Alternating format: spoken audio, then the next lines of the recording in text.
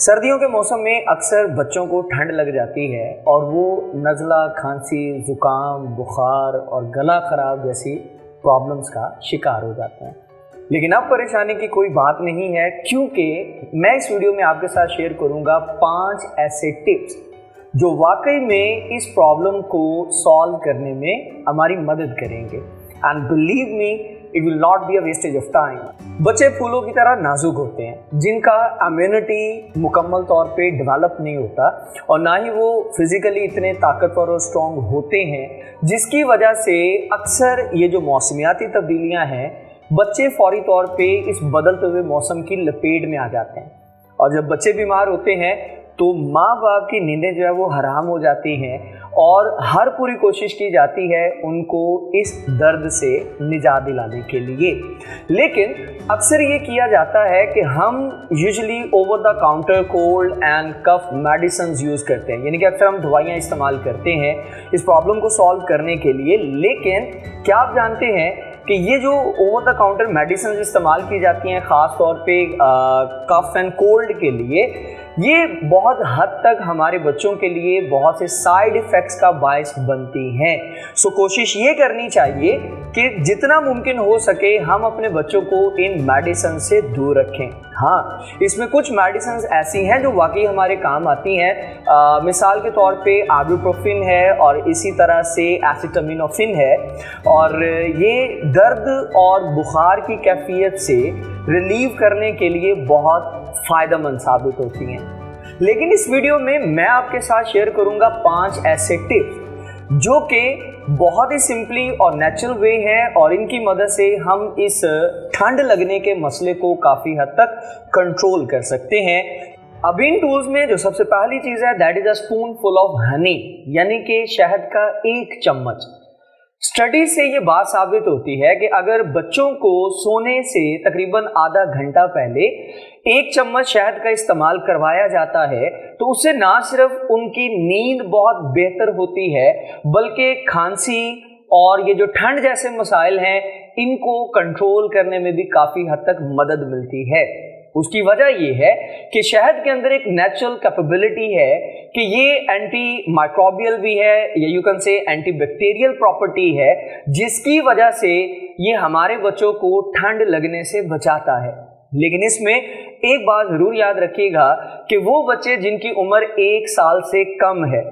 उनको हम शहद इस्तेमाल करना रिकमेंड बिल्कुल नहीं करेंगे। उसकी रीज़न ये है कि शहद के इस्तेमाल की वजह से वो बच्चे जिनकी उम्र 1 साल से कम है उनमें इन्फेंट बॉचुलिज्म होने का खतरा बढ़ जाता है। And botulism is a type of food poisoning, तो हम कभी भी इस तरह का रिस्क नहीं लेंगे। Then the second thing is plenty of fluids, यानी कि काफ़ी मिकदार में, मुनासिब मिकदार में फ्लूइड्स यानी कि पानी वगैरह का इस्तेमाल करना। अब ये बात याद रखिएगा कि हमारे बच्चों के लिए अगर वो सर्दी लगना या कफ एंड कोल्ड का सामना कर रहे हैं तो उस दौरान उनका हाइड्रेटेड होना या जिस्म के अंदर पानी का मुनासिब लेवल होना बहुत ज़रूरी है। और अक्सर ये देखा जाता है कि वो बच्चे जो इस तरह के प्रॉब्लम का शिकार हैं दे बिकम मोर लेथर्जिक, यानी कि वो सुस्त पड़ जाते हैं, दे बिकम स्लगिश और बड़े वो इनएक्टिव से हमें नज़र आते हैं, और जिसकी वजह से ज़्यादातर बच्चों में जो खाने पीने का रुझान है वो बहुत हद तक कम हो जाता है। यानी कि उस हालत में, बीमारी की हालत में, वो ना तो प्रॉपरली कुछ खाते हैं और ना प्रॉपरली कुछ पीते हैं, और ये चीज़ बहुत ख़तरनाक है। उसकी वजह ये है कि जब बच्चा खाए पिएगा नहीं तो वो अल्टीमेटली मज़ीद डिहाइड्रेशन का शिकार होता है, जिसकी वजह से मज़ीद इनएक्टिव और मज़ीद सुस्त पड़ना शुरू करता है, और ये चीज़ बहुत ख़तरनाक साबित हो सकती है। सो कोशिश ये करनी है कि अगर कोई बच्चा इस तरह की प्रॉब्लम को फेस कर रहा है तो जैसे भी है हम थोड़ा थोड़ा करके उसको फूड और फ्लूइड जो है वो इस्तेमाल करवाते रहें। और इसमें जो बच्चे के चॉइस के कुछ ऑप्शंस हैं, जो खाने पीने की चीज़ें बच्चे को अच्छी लगती हैं, हम उनको ज़्यादा इस्तेमाल करेंगे, जिसमें सूप भी हो सकता है, इसमें नूडल्स हो सकते हैं, इसमें जूसेस हो सकते हैं, लेकिन पानी शामिल करके, पानी के साथ मिक्स करके, एंड इवन के हम इसमें फ्रोज़न डेजर्ट्स को भी इस्तेमाल कर सकते हैं, जैसे बर्फ़ की कुल्फ़ियाँ। सीम रिडिकुलस, अजीब लग रहा है, लेकिन बिलीव मी ये कुल्फियाँ भी बच्चे की हेल्प करती हैं इस हाइड्रेशन लेवल को या पानी के लेवल को पूरा करने में।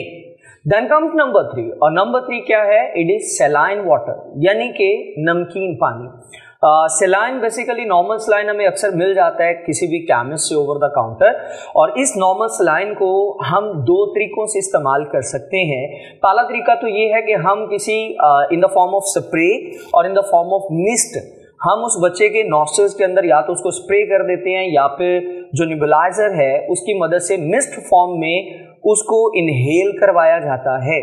अब इसका फायदा ये होता है कि इस सेलाइन वाटर के अंदर जो साल्ट्स मौजूद हैं ये उस बच्चे की नेजल कैविटी के अंदर जो म्यूकस जमा हुआ है ये उसको लूज करने में मदद करता है, जिसकी वजह से उसको ये एयर पैसेज वे क्लियर करने में, नाक साफ करने में आसानी होती है और ये चीज़ उसको बेटर फील करवाती है। फिर इसी तरह से अगर बच्चा 5 या 6 साल का है तो हम उसको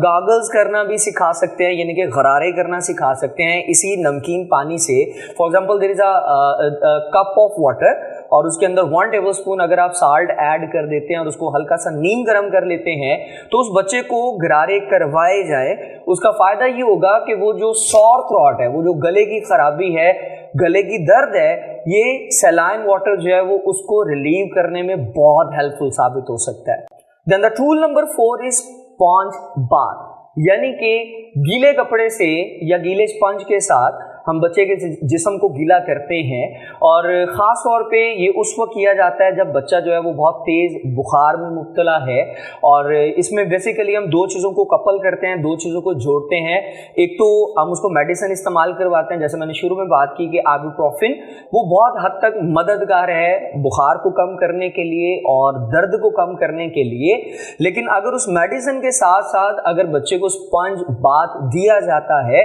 तो उससे you can say with in an hour, 1 घंटे के अंदर अंदर उसका बुखार जो है वो फौरी तौर पे गायब हो जाता है।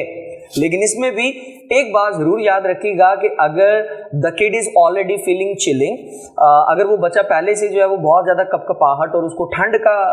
सामना करना पड़ रहा है या वो बहुत ज़्यादा ठंड फील कर रहा है तो ऑब्वियसली स्पॉन्ज बाथ कभी भी इस्तेमाल नहीं करेंगे। And finally the tool number 5 is quite simple, और ये क्या है? ये है एक एक्स्ट्रा पिलो, यानी कि एक इजाफी तकिया हम उस वक्त रखेंगे जब वो बच्चा जो है वो या तो लेटा हुआ है या वो सो रहा है, और मकसद ये है कि हम उसका हेड जो है वो एलिवेट करके रखें, उसके सर को थोड़ा उठा के रखें ताकि बलगम की वजह से या म्यूकस की वजह से उसका नाक, उसका नेजल कैविटी या सांस की नालियां जो है वो कंजेशन का शिकार ना हो, यानी कि वो बंद ना हो। सो ये तो थे वो 5 सिंपल से टिप्स एंड टूल्स जो कॉमन कोल्ड को रिलीव करने के लिए बहुत ज़्यादा इफ़ेक्टिव साबित हो सकते हैं। लेकिन याद रखिएगा कि अगर बच्चे में ये सिम्टम्स जो हैं वो बहुत ज़्यादा सवियर होते जा रहे हैं, मिसाल के तौर पे अगर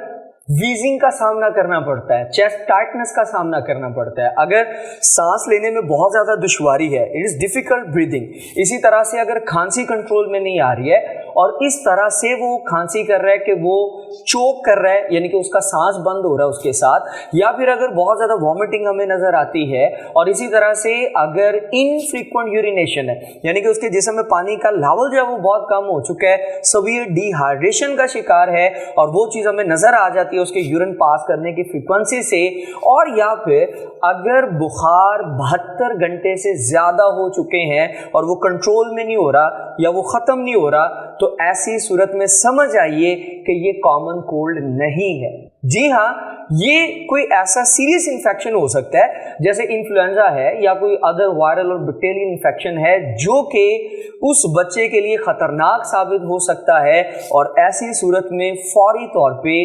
डॉक्टर से रुजू करना चाहिए ताकि प्रॉपर्ली उस बच्चे को ट्रीटमेंट दिया जा सके। So that was all about this video. अगर वीडियो इन्फॉर्मेटिव रही है तो इसको लाइक जरूर कीजिए, फ्रेंड एंड फैमिली के साथ शेयर कीजिए, चैनल पर नए हैं तो सब्सक्राइब कर लीजिए ताकि आपको इसी तरह की इन्फॉर्मेटिव वीडियोस जो है वो मिलती रहे। हम मिलेंगे नेक्स्ट टॉपिक के साथ, अपना ख्याल रखिएगा, अल्लाह हाफिज।